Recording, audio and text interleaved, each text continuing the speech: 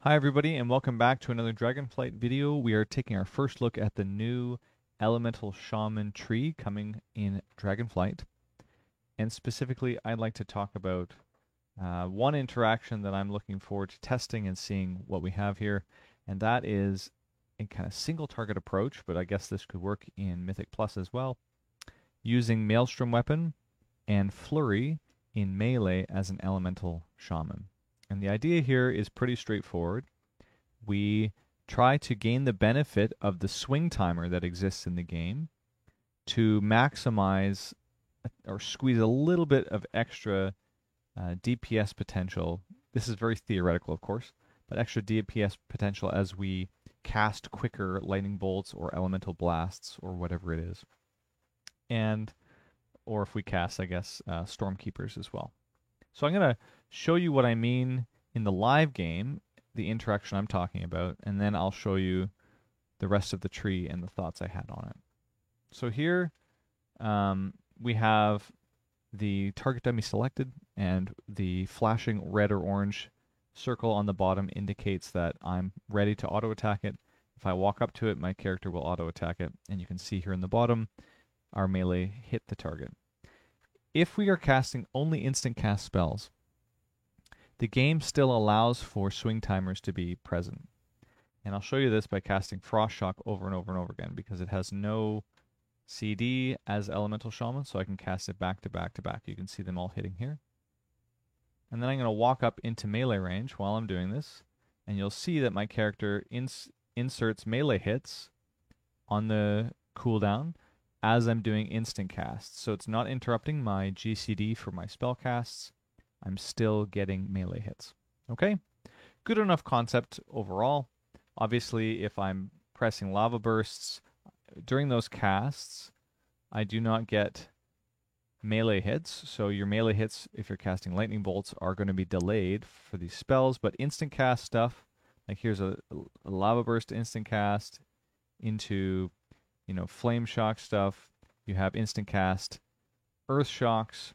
You're going to be swinging a few melees in between. See, here's another melee hit. It's something like 3 instant cast abilities in a row probably guarantees that you're going to get 1 melee attack if your swing timer is up.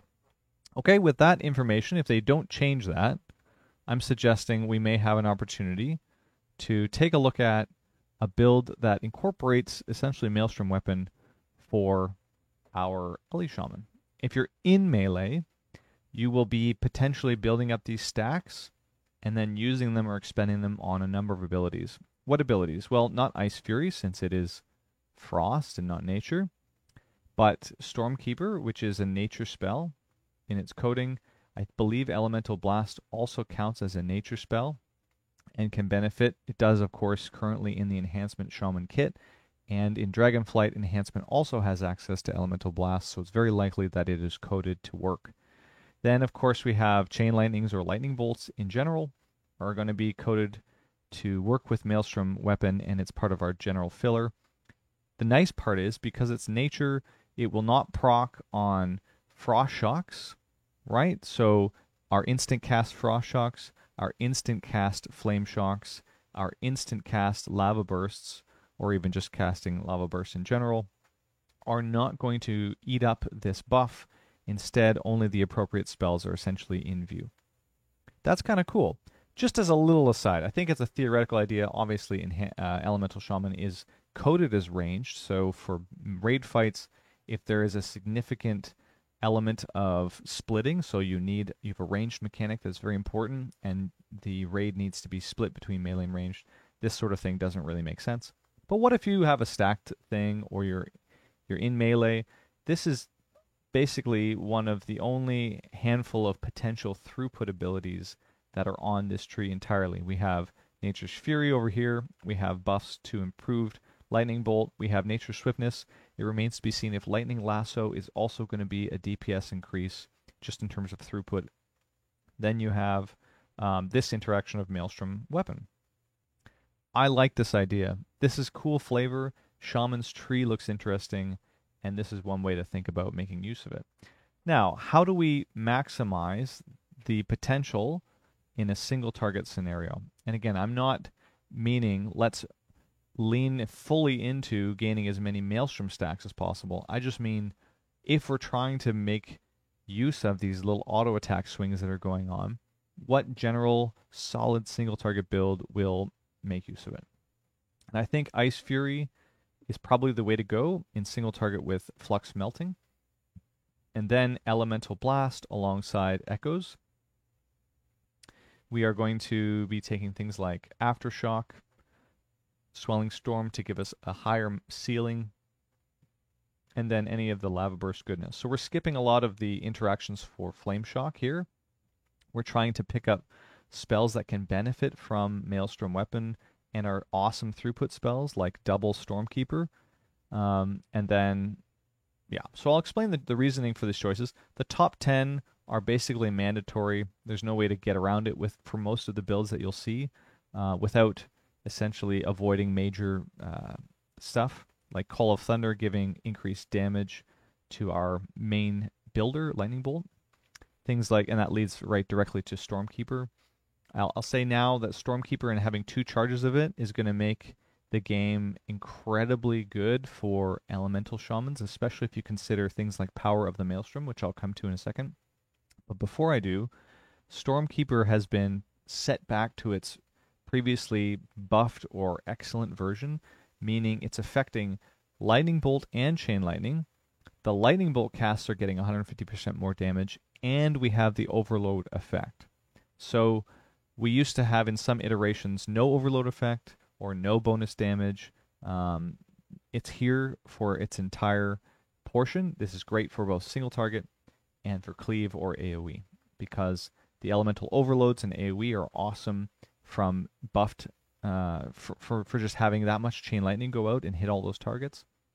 And the extra damage in single target for Stormkeeper makes those lightning bolts really, really powerful, since you get 2 copies. So if we have 2 charges of this means we can cast one, and while that one is cooling down, we can hold on to the second copy. Why might we want to do that? Well, Power of the Maelstrom gives us a chance when we cast our Lava Bursts to make the next 2 lightning bolts, or chain lightnings, which so it works with Stormkeeper, trigger an additional elemental overload. So that means you get, with Stormkeeper, 1 guaranteed overload. Power of the Maelstrom gives you a second guaranteed overload. That's awesome. If you have 1 copy cooling down, you can wait on the second one, so you're not wasting the CD, until you get a proc of Power of the Maelstrom. That's like a whole minute of time, and you'll definitely get that many Lava Bursts off in a single target scenario and have access to a powered up Stormkeeper. So in essence, these 2 lightning bolts will give you not 4 150% damage bonus, but 6. So that's like a 50% increased damage if you count Power of the Maelstrom and Stormkeeper. That's a lot of value considering, and I said 150% because, of course, Echo Chamber is giving us full value out of our mastery, or excuse me, not our mastery, our overloads. It's related to our mastery, but our mastery says 85%, and this bumps it up to 100% of the damage value. Stormkeeper is cheating on mastery because it just skips it. It just says you get the overload effect, and that's why it's so good with Power of the Maelstrom. Now, Elemental Blast is a very interesting idea here for the new version of Elemental Shaman. And the reason I say that is it's replacing Earth Shock.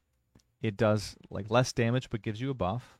It looks like it's going to retain its CD. This may not be intended, but if it is intended, it means if you build up stacks of Maelstrom, or you load up a giant Maelstrom bar with the new talent Swelling Maelstrom, so you have a full bar with a PvP talent, it means that you can't cast back-to-back EBs. And that's probably intended because they don't want you to be doubling up or overwriting all of these buffs to your stats. That means that we need another significant outlet for using up Maelstrom, or we need a build that doesn't care about Maelstrom at all, and maybe it's just a Lightning Bolt Slinger, Lightning Bolt Lava Burst, and when you get a chance to spend, you spend. My take on this is what we want to do is try to pick up Echoes of the Great Sundering. I know not everyone loves this, but with EB, you get more damage even tied to it. And I think it's just your alternative spender. If you had full Maelstrom and you'd already cast Elemental Blast, your only outlet for spending is Earthquake. And a naked Earthquake doesn't do a lot of damage in single target compared to Earthshock, right? Cleave, it's fine. You'll be, preferring to do Earthquake stuff. But what this does is it gives us a better cadence of pressing Ele Blast, and then if we get a proc of Aftershock, which is, again, debatable whether we should be taking this or taking something else. I think it's probably fine in this iteration of the build. Then you can use it on an Earthquake, and it's not so bad. You have 12 seconds to get this back, and our Flash of Lightning casts, or our Lightning Bolt casts, I believe should cool down Elemental Blast. I believe it counts as a nature spell in addition because the Elemental tag. But it might also just be cooling down Stormkeepers as well. I'm not 100% sure. Anyways, there's some interactions here that make it a little smoother. And we're putting Ice Fury in here to try, because Ice Fury technically with Flux Melting is a really nice gameplay profile. Lava Burst into Frost Shock. Lava Burst into Frost Shock. The damage is great. The Maelstrom generation is great. If we need it to cleave, there's ways for us to do that. We can either move away from Flux Melting to Electrified Shocks, which is going to give us a cleave profile for it. Awesome. But also we get a little bit of incentive here, some more frost damage in the main tree, and then just your regular goodness out of Lava Surges. So Master of the Elements is going to buff our Ice Fury damage. This is a nice profile for single target to complement a large pool of Maelstrom and a large spending base. So Elemental Blast being a very expensive spender, but we can afford to build it up because we have all these other tools, like using up Stormkeeper charges, like using up Ice Fury or Frost Shock charges. Altogether, and we need to pick up Mountains Will Fall. So this is the reason we pick this up is because if we're going Echoes of the Great Sundering, we want to get extra value out of these Earthquakes. I don't know if the intention of the game is to allow for the ticks of an Earthquake to proc the Elemental Overload at 50%, or if the design is for a singular Earthquake cast to potentially proc all the time. So that will be a significant difference. If it means that you cast an Echoed Greater Sundering Earthquake, and then it copies it and gives you another one at 50% strength, then this build is going to be bonkers. If it just copies a regular Earthquake, it's going to be kind of meh. If it copies the individual ticks of Echoes of the Great Sundering, it's also going to be really strong. So I'm interested in seeing how this plays out. One of the main takeaways for me in trying to plan out different ideas for Shaman is that the top 10 pieces are a little cramped, but there are so many interesting ideas that you don't quite have enough points to get to here in the tree, and I'm really interested to see all the variations. Lots of interesting Flame Shock stuff that changes your gameplay profile. That's mostly what I mean by interesting. You can go right back to Skybreakers and a heavy focus on Fire Elemental. Storm Ele seems slightly out of place, but it is kind of more tied to your Primal Elementalist side, so your Elemental side of the board. You also have these big profiles for different kinds of content, like our standard AoE types of splintered elements, haste, mega burst stuff tied to Ascendance, either traditional Ascendance or the proc-based legendary that we normally have. Both of these little 3-point sections here are very powerful. And if I was thinking about AoE, both of them offer something extraordinary. There's also, I think, probably an Ascendance build, just a Lava Burst focused build that could carry a lot of the game too. You move away from EB perhaps, and you take something like Further and Beyond, and you try to extend Ascendance in single target. Also very, very fascinating.